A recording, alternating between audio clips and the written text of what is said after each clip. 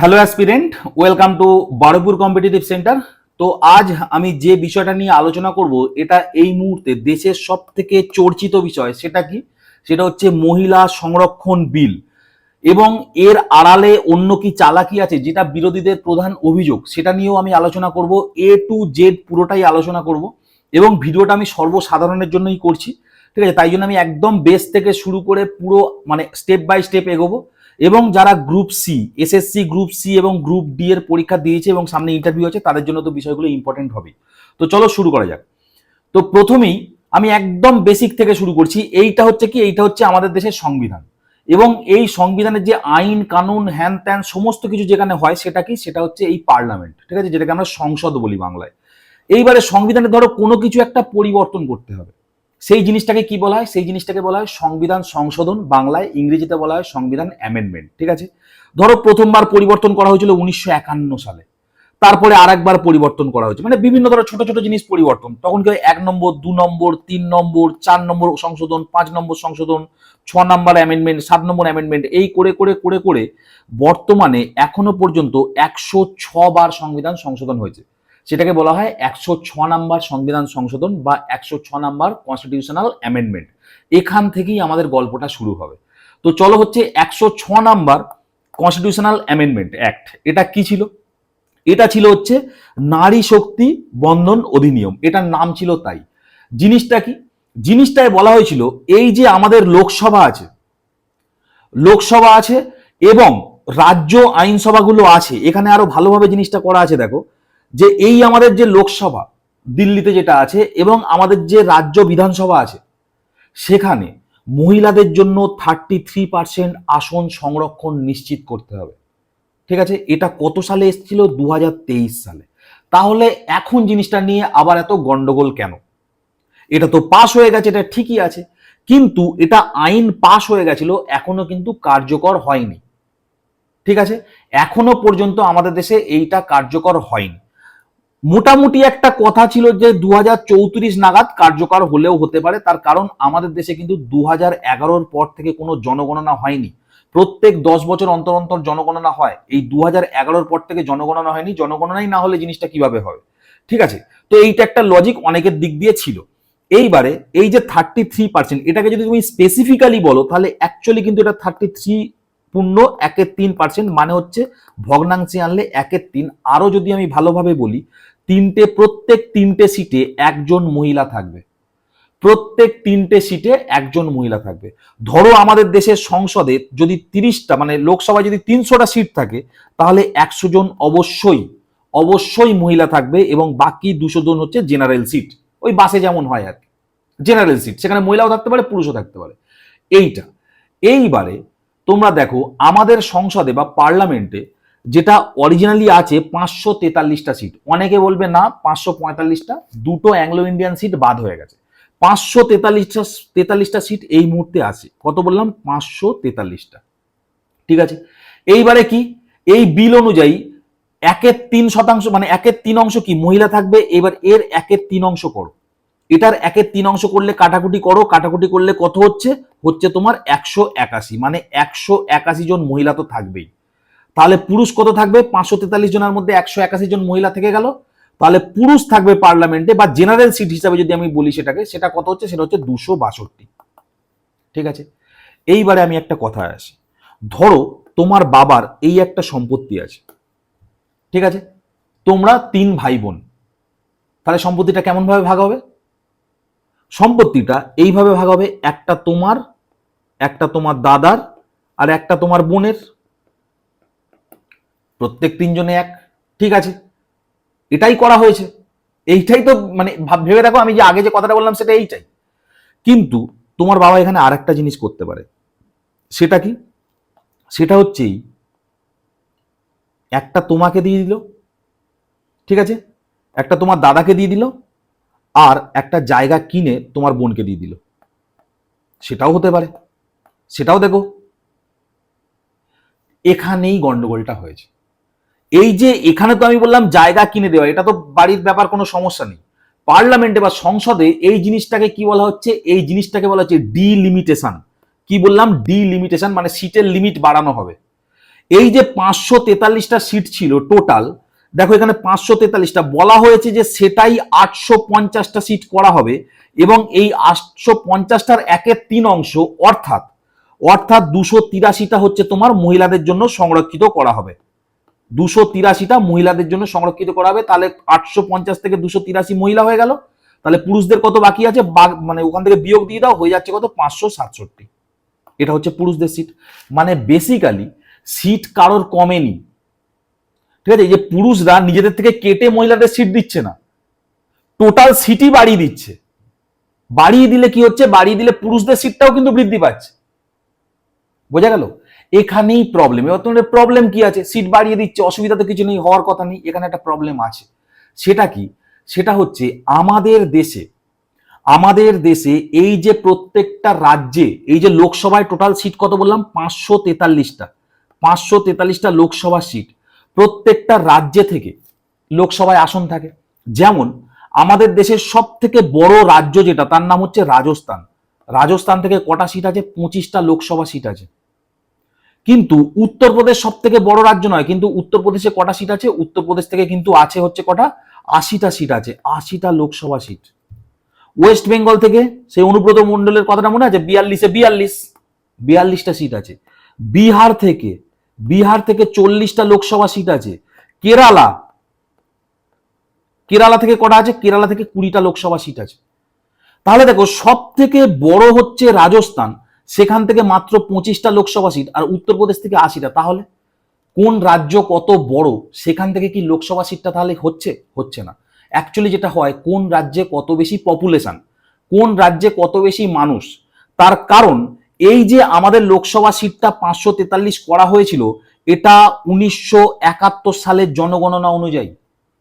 1971 সালের শেষবার যে মানে 1971 সালের জনগণনা যা হয়েছিল সেটা থেকেই, তখন বলা হতো যে প্রতি 10 লক্ষ মানুষে, ধরো একটা এলাকায় প্রত্যেক 10 লক্ষ মানুষ আছে, সেখান থেকে একটা লোকসভা সিট হবে, মানে প্রত্যেক 10 লক্ষ মানুষে একটা কনস্টিটিউয়েন্সি হবে। তখন এইরকম একটা নিয়মে করা হয়েছিল 1971 সাল। এবং তারপরে কি, তারপরে 2002 সালে বাড়ানো হবে বলা হয়েছিল, 2002 কি 3 এরকম একটা সালে বলা হয়েছিল যে এটা বৃদ্ধি করা হবে। এবং তারপরে আবার বলা হয়েছে না, 2026 সালে গিয়ে এই সিট সংখ্যা বাড়ানো হবে। ঠিক আছে, তাহলে 543টা 2026 সালে, মানে এবছরই বাড়ানোর কথা ছিল, যেটাকে আমরা ডিলিমিটেশন বলছি। তাহলে লোকের আপত্তি কেন হচ্ছে, বাড়ানোর কথা ছিল, বাড়াবে, বৃদ্ধি করবে। কিন্তু এখানে আপত্তির জায়গা অন্য। দেখো আমি কি বললাম, মানুষজনের উপর ডিপেন্ড করে, লোক সংখ্যা কত কোন রাজ্যে, সেই অনুপাতে কি হবে, সিট বাড়বে। তুমি আমাকে একটা কথা বলো, এই যে কেরালা, তারা, তোমরা সবাই জানো যে আমাদের দেশের সব থেকে এডুকেশনাল স্টেট কোনটা, সেটা হচ্ছে কেরালা। এদের দাবি কি, এদের দাবি হচ্ছে যে আমরা সবাইকে পড়াশোনা করালাম, এডুকেশন দিলাম, মানুষকে শিক্ষিত করলাম, এবং ফ্যামিলি প্ল্যানিং শেখালাম, যে বেশি মানে বাচ্চা কাচ্চা আর কি বেশি ঠিক না, তাই না, এগুলো আমরা সবাইকে বোঝালাম, তার জন্য আমরা টাকা ইনভেস্ট করলাম, তাই জন্য আমাদের জনসংখ্যা কম হলো। আর তোমরা বলছো তাহলে আমার জনসংখ্যা, এই কেরালা তো এই 20 থেকে কটা হচ্ছে জানো, কেরালা 20 থেকে মাত্র 30টা হচ্ছে। বলছে তুমি আমার মাত্র 10টা সিট বাড়াচ্ছ, তার কারণ কি, তার কারণ আমার এখানে জনসংখ্যা কম বৃদ্ধি পেয়েছে। বলছে ওটা তো আমার সাকসেস, ওটা তো আমি করেছি, তাই না, আমার জনসংখ্যা খুব কম বৃদ্ধি পেয়েছে, তার কারণ কি, তার কারণ আমি সবাইকে এডুকেটেড করেছি, আমি এডুকেট করেছি, মানুষজনকে বুঝিয়েছি, ওটার জন্য তো আমি ইনভেস্ট করেছি, এডুকেট করে সমস্ত কিছুতে ইনভেস্ট করতে হয়, তারপরে একটা প্ল্যানিং এর চলে, তারপরে এটা হয়। সেখানে উত্তরপ্রদেশ মানে একদম মানে তত্তরিয়ে বাড়ে জনসংখ্যা, ওখানে উত্তরপ্রদেশে 80 থেকে জাম্প মেরে 143টা লোকসভা আসন হচ্ছে, বুঝতে পারছো। এই বিহারে মানে তোমার হচ্ছে, বিহারে কটা আছে, 40, বিহারে 40 থেকে জাম্প করে প্রায় 79, মানে এগুলো মানে অ্যাপ্রক্সিমেটলি এইরকমই সব জাম্প করবে, কারণ এখানে প্রচুর জনসংখ্যা বাড়ে। এবার জনসংখ্যার অনুপাতে যখনই হচ্ছে, তখনই কি হবে, তখনই এই হিউজ পরিমাণ বাড়বে। এবার তুমি বলবে জনসংখ্যার হিসাব তো আমাদের নেই, 2011 সালে জনসংখ্যা লাস্ট করা হয়েছে, তারপর থেকে তো আমাদের এই গভর্নমেন্ট জনসংখ্যা মানে সেন্সাস করেইনি, এই সেন্সাস শুরু হয়েছে। এবার সেন্সাস শুরু হলে এইরকমই হবে, উত্তরপ্রদেশে প্রচুর মানুষ বৃদ্ধি পেয়েছে, বিহারে প্রচুর বৃদ্ধি পেয়েছে, এই সমস্ত স্টেটগুলো দেখো, এই সমস্ত সাউথ ইন্ডিয়ার স্টেটগুলো কি, সাউথ ইন্ডিয়ার স্টেটগুলো হচ্ছে জনসংখ্যা খুব কম বৃদ্ধি পেয়েছে, তার কারণ এটাই ওদের সাকসেস। এইবার এই যে নর্থ ইস্টের স্টেটগুলো দেখো, এই যে মানে তোমার মানে মণিপুর, নাগাল্যান্ড, দুটো একটা করে মানে লোকসভা সিট, আগেও যা ছিল এখনো তাই। তাহলে ওদেরও একটা, ওরাও বলছে যে এটা ঠিক না। তার কারণ হচ্ছে এই ভয় মানুষ কোথায় পাচ্ছে, মানে ভয় বলবো না, যেটা মানে তর্ক যেটা দিচ্ছে সাউথ ইন্ডিয়ার যারা আর কি, মানে আমাদের স্টেটের মুখ্যমন্ত্রীও দিচ্ছে যে সাউথ ইন্ডিয়ার যে সমস্ত মানে মুখ্যমন্ত্রী বা অন্যান্য স্টেটের সমস্ত আর কি মন্ত্রীরা যে সমস্ত জিনিসগুলো বলছে যে এরপরে কি হবে, এই উত্তরপ্রদেশ, বিহার বা এই কয়েকটা মানে স্টেট আছে, তারা যাকে সাপোর্ট করে দেবে সেই দলই জিতে যাবে। কেন, ওখানে কি হচ্ছে, ওখানে তত্ত্বরীয় জনসংখ্যা বেড়ে যাচ্ছে, তাই না? তোমরা এই যে বিধানসভা ভোটটা হচ্ছে, ভালো করে খেয়াল করবে, পুরো উত্তরবঙ্গ মানে আমাদের পশ্চিমবঙ্গের যে বিধানসভা ভোটটা হচ্ছে এই সময় ভালো করে একটু খেয়াল করো, পুরো উত্তরবঙ্গে যা সিট আছে না, মানে উত্তরবঙ্গ মানে মালদা, দক্ষিণ দিনাজপুর, তার উপরে কে, উত্তর দিনাজপুর, তার উপরে দার্জিলিং, কালিম্পং, জলপাইগুড়ি, আলিপুরদুয়ার আর কুচবিহার, এই 8টা ডিস্ট্রিক্ট তো মানে উত্তরবঙ্গে এই 8টা ডিস্ট্রিক্টে যা সিট আছে সব মিলালে যা হবে, আমাদের শুধু দুটো পরগনা মেলালে তার থেকে বেশি সিট হবে, উত্তর চব্বিশ পরগনা এবং দক্ষিণ চব্বিশ পরগনা। কারণ উত্তর চব্বিশ পরগনা আছে 33টা আর আমাদের এখানে আছে 31টা, মানে সব মিলিয়ে 64টা আসন শুধু এই দুটো পরগনা থেকে। কেন, তার কারণ এখানে জনসংখ্যা বেশি, এই পুরো জিনিসটাই হয় জনসংখ্যার উপরে বেস করে। এবার এইটাতেই এই যে আপত্তিটা আসছে যে মানে যারা দক্ষিণ ভারতের মানে আছে তারা বলছে এটা হবে না, ঠিক আছে, এই নিয়ে তর্ক উঠছিল। এইবারে কি হচ্ছে, এরই মাঝখানে হচ্ছে এই যে বিলটা পেশ করা হলো পার্লামেন্টে, 131তম সংবিধান সংশোধন বিল। এবার তোমরা বলবে এক্ষুনি 106 চলছিল, তার পরেরটা তাহলে 107 আসার কথা, তাহলে 131 জাম্প করলাম কি করে? বিল আলাদা আর অ্যাক্ট আলাদা, ঠিক আছে। বিল কি হয়, ধরো 1 নম্বর বিল, আমি একটুখানি বুঝিয়ে দিই। 1 নম্বর বিল ধরো পাশ হয়ে গেল, মানে কি, এটা লোকসভাতে যারা আছে তাদেরকে ভোটে জিততে হয়। লোকসভায় ধরো 543 জন আছে, তো ওখানে ভোটে জিততে হয়। কি করে জিতবে আমি একটু পরে বলছি। তারপরে সেটা রাজ্যসভায় জিততে হয়, জিতলে কি হয়, প্রেসিডেন্ট সই করে, প্রেসিডেন্ট সই করলে সেটা অ্যাক্ট হয়ে গেল, তাহলে এটা হয়ে গেল 1 নম্বর অ্যাক্ট, 1 নম্বর বিল ইকুয়াল টু 1 নম্বর অ্যাক্ট। 2 নম্বর বিল, এটা কি হলো, লোকসভা কিংবা রাজ্যসভায় পাসই হলো না, মানে পাস না হলে প্রেসিডেন্ট সই করবে না, তাহলে আর অ্যাক্ট এটা হলোই না। 3 নম্বর বিল, 3 নম্বর বিল ধরো এরকম প্রেসিডেন্ট সই করলো, ঠিক আছে, মানে লোকসভায় পাস, রাজ্যসভায় পাস, প্রেসিডেন্ট সই করলো, দেখো এটা 2 নম্বর অ্যাক্ট হলো। ওই জন্য বিল অনেক বেশি অব্দি এগিয়ে যায়, অ্যাক্ট কিন্তু কমে যায়, বুঝতে পারলে? এটা 131 নম্বর বিল, এটাও পাস হয়নি। তো যাই হোক, এই যে 131 নম্বর বিল এটা আনা হয়েছে, এই বিলটা আনা হয়েছিল কত, 16 এপ্রিল 2026 সালে। যে কোনো সংবিধান সংশোধন এগুলো করতে গেলে কি হয়, প্রথমে একটা বিল আনতে হয়, এবং বিলটা কে আনে, কেন্দ্রীয় যে আইনমন্ত্রী অর্জুন রাম মেঘওয়ান, ইনি এই বিলটা এনেছিলেন, ঠিক আছে। কি বিল এনেছিলেন, আমি বলছি মহিলা সংরক্ষণ বিল, কিন্তু তার সাথে ছিল কি, এই ডিলিমিটেশন বিল 2026।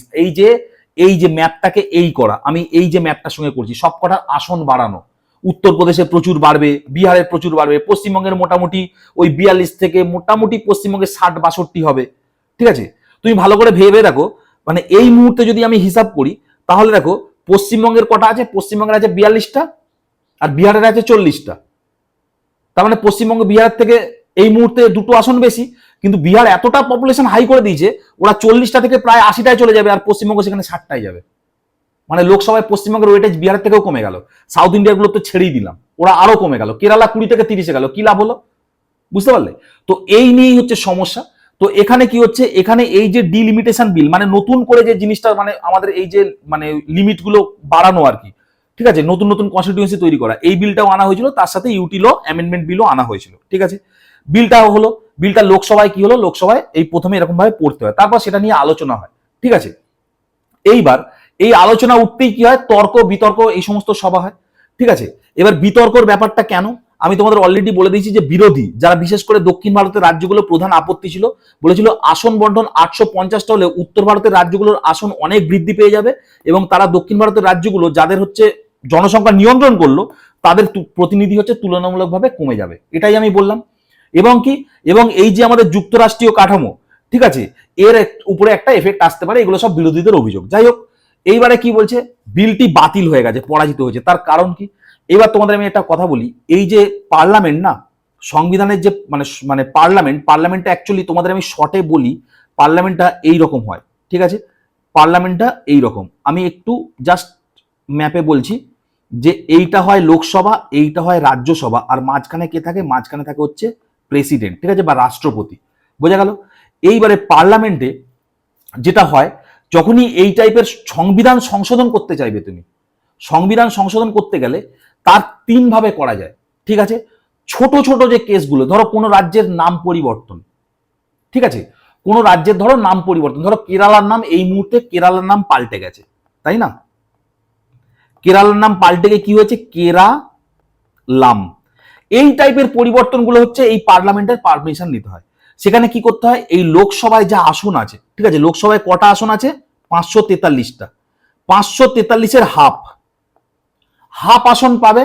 ঠিক আছে, মানে 543 জন, তার হাফ কত হচ্ছে, 543-এর হাফ কত হচ্ছে তোমার 27, আর এখানে হচ্ছে তোমার 1.5, মোটামুটি 273 ধরো। ঠিক আছে, 273 জন যদি এমপি বলে দেয় যে ঠিক আছে নাম পরিবর্তন হবে, লোকসভায় বিলটা পাস হয়ে যাবে, তারপর সেটা কোথায় আসবে, তারপর সেটা রাজ্যসভায় আসবে। রাজ্যসভাতেও যা আছে, রাজ্যসভায় এই মুহূর্তে কত আছে, 245 জন, এর হাফ মানুষ যদি বলে দেয়, ভোট দিয়ে দেয় যে ঠিক আছে কেরালার নাম চেঞ্জ হয়ে কেরালাম হয়ে যাক, ঠিক আছে, হয়ে গেল।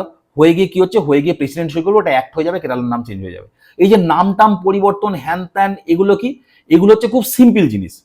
ঠিক আছে, এগুলো হচ্ছে কি, এগুলো হচ্ছে খুব সিম্পল জিনিস। এই জন্য কিন্তু আলাদা করে হচ্ছে তোমার ওই জাস্ট মানে খুব মানে আরামসে কিন্তু এগুলো সংসদে পাস করে দেওয়া হয়। এবং তোমরা জানো হাফের বেশি মানে বিজেপির যে এনডিএ এনডিএ দল, যেটা বিজেপি যাদের সাথে মানে কি বলবো, যাদের সাথে জোট করে সরকারে আছে, হাফের বেশি আছে বলেই তো সরকারে আছে, সুতরাং এগুলো খুব ইজি।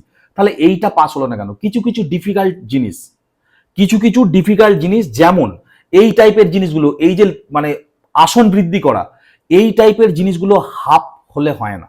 হাফ মানে কত, হাফ মানে 50%, এই হাফেতে পাস করানো না, সেগুলো কত, সেগুলো হচ্ছে 2/3 বা 66%-এ, আরো স্পেসিফিক্যালি বলে 66.2% হচ্ছে এগুলো পাস করাতে হয়। ঠিক আছে, তার মানেটা কি, তার মানে এই মুহূর্তে ধরো যা আসন আছে তার 2/3 অংশতে কিন্তু পাস করাতে হবে। এবং এই ভোটটা হয়েছিল 17 এপ্রিল 2026 সাল। আমাদের কজন আছে, 543টা এই মুহূর্তে লোকসভায় আসন আছে। ঠিক আছে, কিন্তু এই ভোটের দিন স্বাভাবিকভাবে 543 জন আর 543 জনই তো পৌঁছতে পারবে না, কারো শরীর খারাপ হতে পারে, দেবদা অ্যাক্টিং করতে পারে। ঠিক আছে, সবাই তো আর গিয়ে পৌঁছাবে না, এর মধ্যে অ্যাবসেন্ট ছিল। ঠিক আছে, মোটামুটি কজন ভোট দিয়েছিল, ভোট দিয়েছিল হচ্ছে 528 জন। ঠিক আছে, 528 জন হচ্ছে টোটাল ভোট দিয়েছিল। এইবারে এর যদি তুমি 2/3 অংশ করো, তাহলে মোটামুটি লাগবে কত, 352টা ভোট হতো, তারপরে এইটা পাস হতো লোকসভা থেকে। কিন্তু বিজেপি বা বিজেপির যে জোট সরকার পেয়েছে কটা, 298টা, বিরোধী পক্ষে কত, 230টা, মানে বেসিক্যালি দরকার ছিল 352টা, পেয়েছে কটা, 298টা, 298। সুতরাং কি হলো, সুতরাং লোকসভায় বিলটা পাসই হলো না। তার মানে এই লোকসভায় বিলটা পাস হলে তারপরে সেটা যেতে হচ্ছে রাজ্যসভায়, তাই না? এবং তারপরে প্রেসিডেন্ট সই করতো, তারপরে সেটা অ্যাক্ট হতো, কিন্তু এখানেই বিলটা বাদ হয়ে গেছে। তাহলে কি হলো, তাহলে বিলটা হয়ে গেল ল্যাপস, বোঝা গেল। এবং সর্বশেষ কি অবস্থা, সর্বশেষ যে অবস্থা সেটা হচ্ছে এই যে এই বিলটা পরাজিত হওয়ার পর অন্য দুটো বিলও কি হয়েছে, প্রত্যাহার করে নেওয়া হয়েছে। ঠিক আছে, এবং কি হচ্ছে, সংসদে বর্তমান হচ্ছে অ্যাডজার্ন বা হচ্ছে অনির্দিষ্টকাল মুলতবি করে দেওয়া হয়েছে। এইবারে একটা কথা বলি, এই যে সংশোধনীয় মানে এই যে অ্যামেন্ডমেন্ট যেটা বলা হয়, কি পার্ট হচ্ছে 20তম পার্টে হচ্ছে কি সংবিধান সংশোধন বা সংবিধান অ্যামেন্ডমেন্ট কথাটা আছে, এবং আর্টিকেল কত আছে, আর্টিকেল হচ্ছে 368 আর্টিকেলে হচ্ছে এই সংবিধান সংশোধনের কথা বলা আছে। তো যাই হোক, এই হচ্ছে বলার বক্তব্য। এইবারে অনেকের বক্তব্য থাকতে পারে যে ঠিকই হচ্ছিল, ভুল হতে পারে, এগুলো সব তার্কিক বিষয়। তুমি কোন মানে পার্টি কথায় কে কোন পার্টিকে সমর্থন করে সে সেই চোখে পুরো জিনিসটা দেখছে। এইবারে আমি একটা কথার কথা বলি, বিভিন্ন মানে যারা নেতা মন্ত্রী আছে তাদের যে অভিযোগ, ঠিক আছে, যেমন কাঙ্গনা রানাওয়াত, উনি কি বলেছে, উনি বলেছে প্রধানমন্ত্রী হচ্ছে আমাদের দেশের সব থেকে বড় ফেমিনিস্ট। ঠিক আছে, উনি কত সুন্দর মহিলাদের জন্য বিল আনতে চলেছিল, ঠিক আছে, উনি বলেছে। ঠিক আছে, তারপর মোদি অমিত শাহ বলছে এর জন্য মানে এদের কোনোদিন কেউ ক্ষমা করতে পারবে না, এই টাইপের কথা বলছে। রাহুল গান্ধী কি বলছে, রাহুল গান্ধী বলছে আমরা মহিলাদের সংরক্ষণের বিরোধিতা করছি না। 243 এই যখন এইটা আসে, মানে এই যে মানে প্রথম যে জিনিসটা আমি বললাম তোমাদের 106 নম্বর সংবিধান সংশোধন, এইটা যখন আসে বলেছিল তখন আমরা বিরোধিতা করছি না, আমরা বিরোধিতা করছি কি, এই হচ্ছে তোমার লিমিটেশন, এই যে সিট বৃদ্ধি এইটার বিরোধিতা করছি, সুতরাং এরা আমরা ওখানে ভোট দেব না। বোঝা গেল? তো এই সব হচ্ছে গল্প। এরপরে আমাদের তৃণমূল, যে আমাদের রাজ্যের যে ক্ষমতা মানে পার্টি আর কি, যে রাজ্য মানে আমাদের রাজ্যের যে পার্টি আর কি ক্ষমতা আছে, সেটা কি, সেটা হচ্ছে কল্যাণ ব্যানার্জি, লোকসভা মানে উনি হচ্ছে সাংসদ আর কি লোকসভার। তো কল্যাণ ব্যানার্জি ওখানে বলছে যে সংরক্ষণে আমাদের কোনো সমস্যা নেই, সেরকম হলে আপনি 50% সংরক্ষণ করে দিন, তাই না? পশ্চিমবঙ্গে তো পঞ্চায়েতে কিংবা মিউনিসিপ্যালিটিতে 50% সংরক্ষণ বলছে করে দিন, ঠিক আছে? প্রধানমন্ত্রী এটাও সংরক্ষণ হয়ে যাক, সেখানেও মহিলারা আসুক, কোনো যায় আসে না। কিন্তু এই লিমিটেশন, সবাইয়ের যে ব্যাপারটা হচ্ছে এই যে লিমিটেশন, ঠিক আছে, এই যে সিট বৃদ্ধি, এখানে যার যত জনসংখ্যা বেশি তার তত সিট বৃদ্ধি, সে বেশি বেনিফিট পাচ্ছে, ঠিক আছে? এটা কিন্তু সত্যি একটা ভাবার বিষয়, নিজেও তুমি ভেবে দেখো। ধরো আমি আরো সিম্পল ভাবে জিনিসটা বলছি, ধরো এটা তোমার দাদু, ঠিক আছে, এটা তোমার দাদু, দাদুর দুটো সন্তান, ঠিক আছে, এটা তোমার বাবা, এটা তোমার মানে তোমার ধরো জ্যাঠা। এবার ধরো তোমার বাবার একটা সন্তান আর তোমার জ্যাঠার হচ্ছে 5টা সন্তান। তো সম্পত্তি, দাদুর সম্পত্তি কিভাবে ভাগ হওয়া উচিত? 50% এখানে যাওয়া উচিত, 50% এখানে যাওয়া উচিত, তাই না? তারপরে সেখান থেকে তুমি পুরোটা পেলে আর এখান থেকে 50% ভাগ হওয়া উচিত। কেউ যদি বলে না না না এর একটা আছে আর এর যত বেশি লোক সেই অনুপাতেই আমরা ভাগ করবো, তাহলে লাভটা কি হলো? ফ্যামিলি প্ল্যানিং করে তাহলে লাভটা কি হলো? বোঝা গেল? বক্তব্য এটাই, যে রাজ্য ধরো উত্তরপ্রদেশ, বিহার, তারা না এডুকেশনে আগাতে পারছে, এই তো বিহারের মুখ্যমন্ত্রী এই মুহূর্তে, তার নামে অভিযোগ সে 7 পাস, সম্রাট চৌধুরী, ঠিক আছে? মানে বিহারে অদ্ভুত জিনিস হচ্ছে, মুখ্যমন্ত্রীর 7 পাস এই অভিযোগ আসছে, সে বলছে আবার হ্যাপি ট্যাপিট করে দেখে নিন, মানে মানে সে উচ্চারণ করতে পারছে না, সে বলছে হ্যাপি ট্যাপিট, ঠিক আছে, আপনি হ্যাপি ট্যাপিট করে দেখে নিন। তো যাই হোক, তো সে হচ্ছে মানে সম্রাট চৌধুরী, তার নামে অভিযোগ কি, সে 7 পাস, ঠিক আছে। এবার বিরোধী দলনেতাকে আরজেডির, ঠিক আছে, লালু প্রসাদ যাদবের ছেলে তেজস্বী যাদব, সে কি, সে হচ্ছে তোমার 9 পাস, তার নামে এই অভিযোগটা আছে। আমি ক্লেম করছি না, এগুলো অভিযোগ আছে, ঠিক আছে। এইবারে তুমি ভাবো যে একটা রাজ্যে যেখানে অভিযোগ যে মুখ্যমন্ত্রী 7 পাস এবং বিরোধী হচ্ছে 9 পাস, বিরোধী দলনেতা, তো সেই রাজ্যে না পড়াশোনায় এগোতে পেরেছে, আইএস আইপিএস দেখে তো শুধু লাভ নেই, বাকি যদি ওভারঅল দেখা যায়, ঠিক আছে, ওদের মানে মানে তুমি যদি মানে পপুলেশন দেখো, ডেন্সিটি দেখো, সেটা হচ্ছে 200 মানে তোমার কি 1102, এত হাই ডেন্সিটি, মানে লোক সংখ্যা প্রচুর বেড়েছে, লোক সংখ্যা পশ্চিমবঙ্গেতেও বেশি আছে, কিন্তু এডুকেশন রেটটা তো বাড়াতে হবে, সেগুলো বাড়ায়নি, অতিরিক্ত পপুলেশন বেড়ে গেছে।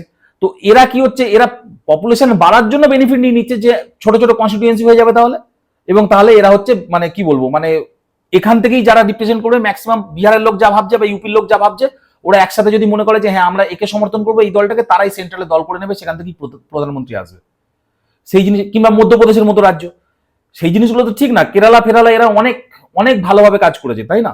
ওদের ওদের মানে কি বলবো, ওদের এডুকেশন রেট ওরা হাই করেছে, ওদের এই যে জনসংখ্যা যে কন্ট্রোল করা, এটার জন্য তো প্রচুর ইনভেস্ট করতে হয়, তো তাদের প্রতি অবিচার হচ্ছে। মানে নর্থ ইস্টের তো কোনো ভূমিকাই থাকছে না আর। নর্থ ইস্টে যে অরুণাচল প্রদেশ, নাগাল্যান্ড, মণিপুর, ঠিক আছে, এদের তো একদম মানে জনসংখ্যা কম, এদের একটা দুটো করেই লোকসভা আসন থেকে গেল। ওই জন্যই একটা জিনিস খেয়াল করবে, উত্তরপ্রদেশে কিছু হলে সব নেতা মন্ত্রী ছুটে চলে যায়, তাই না? পশ্চিমবঙ্গে ভোট হচ্ছে যেন মনে হচ্ছে সেই মানে মাছির মতো সব হেলিকপ্টার আসতে শুরু করে দিয়েছে, কেন না এখানে সিট বেশি। নর্থ ইস্টে দেখেছো কেউ এইভাবে গিয়ে প্রচার করছে, গিয়ে কি হবে? মানে আমার কথা নয়, যাওয়া তো প্রত্যেক স্টেটে সমানভাবে উচিত, মণিপুরে গিয়ে কি হবে, একটা দুটো সিট লোকসভা দরকার নেই, তাই না? তো এই রকম মেন্টালিটিতেই জিনিসটা, মানে এই জিনিসটাতেই ভয় পাচ্ছে আর কি যারা বিরোধী, ভয় পাচ্ছে বলা উচিত নয়, বিরোধিতা করছে, এবং তারা উল্টে বলছে যে প্রধানমন্ত্রী ভয় পাচ্ছে, ঠিক আছে। এবার কে ভয় পাচ্ছে, এরা বলছে এরা ভয় পাচ্ছে, ওরা বলছে ওরা ভয় পাচ্ছে। বেসিক্যালি যেটা মানে বিরোধীদের টার্গেট আমি বলবো না ভেবেছিলাম, কারণ অনেকে, ঠিক আছে, এইরকম ভিডিও বানালে অনেকেই বলে দেয় যে ভুল বলছি, বলছি আরে ভাই আমি নিউট্রাল থাকারই চেষ্টা করি, ঠিক আছে, কারণ আমি যেটা দেখছি সেটা বলি, সবার জিনিসটা রাখছি, ঠিক আছে। যেটা ব্যাপার সেটা হচ্ছে এই, উত্তরপ্রদেশে বলছে 143টা আসন হয়ে যেতে পারে, বিহারে 80টা আসন হয়ে যেতে পারে, মধ্যপ্রদেশে এরকম হিউজ আসন হতে পারে। এই সামনে 2029 যে ভোটটা আছে, এই যে এত আসন, উত্তরপ্রদেশে এমনি তো বিজেপি রাজ্য, বিহার তো বিজেপি জিতলো কদিন আগে, এই ভোটগুলো সব তাহলে কি হচ্ছে, আসনটাও বেড়ে গেল, তাহলে সেই ভোটগুলো বিজেপিতেই সুইচ হবে, বিজেপিতেই শিফট হবে, মানে বিজেপিতেই তো পড়ছে এগুলো, 80টাও বিজেপিতে পড়তো, তাহলে এটাও বিজেপিতে পড়বে। সুতরাং এত মানে মানে সিট যদি ওখানে পড়ে, তাহলে উত্তরপ্রদেশ, বিহার, মধ্যপ্রদেশ এই কটা রাজ্য যাকে সমর্থন করে দেবে, ফের বিজেপি সরকারে চলে আসবে, ঠিক আছে। তো বিরোধীদের বক্তব্য এইটা, যে এইটা চালাকি করে করা হচ্ছে যাতে পরে 2029-এর ভোটে তারা জিততে পারে, ঠিক আছে। কিন্তু আমাদের যারা ক্ষমতায় আছে, মানে আমাদের প্রধানমন্ত্রী বলো, মানে অমিত শাহ বলো, মানে স্বরাষ্ট্রমন্ত্রী, এরা বলছে না, এখানে মহিলাদের মানে আমরা কি করছি, মহিলাদের সিটটা বাড়ানোর জন্য এই জিনিসটা করছি, ঠিক আছে, এবং মহিলারা পূর্ণ মাত্রায় ক্ষমতায় আসবে, ঠিক আছে, পার্লামেন্টে অধিক পরিমাণে মহিলা থাকবে, মানে 33% মানে নটা যোগ, সুতরাং মানে এই জিনিসটা আর কি বলবো দেশের জন্য খুব ভালো হবে, এই রকম আর কি ভাবনা চিন্তা। তো দুটো মানে দল আর কি দুরকম ভাবেই দেখাবে সিনারিও। এবার তুমি কোন দলে আছো সেই অনুযায়ী তুমি দেখবে কমেন্টে আমাকে গালাগালি করছো। ঠিক আছে, ঠিক আছে, আমরা হচ্ছে দু জায়গা থেকে গালাগালি খেয়ে যাবো, ঠিক আছে, সেটা নিয়ে কোনো অসুবিধা নেই, কিন্তু ব্যাপারটা তোমার কি মত সেটা মানে আমাকে জানিয়ে অবশ্যই যে জিনিসটা অ্যাকচুয়ালি কি। তোমার যদি আলাদা কোনো ওপিনিয়ন থাকে সেটাও তুমি আমার কমেন্ট বক্সে লিখতে পারো। আর গালাগালি দেওয়ার লোক এমনি আছে, সেটা নিয়ে ভাবনা চিন্তা করে লাভ নেই। তো চলো আজকে এই পর্যন্তই থাক, দেখা হবে পরের ভিডিও, ততক্ষণ স্টে টিউন এন্ড বাই।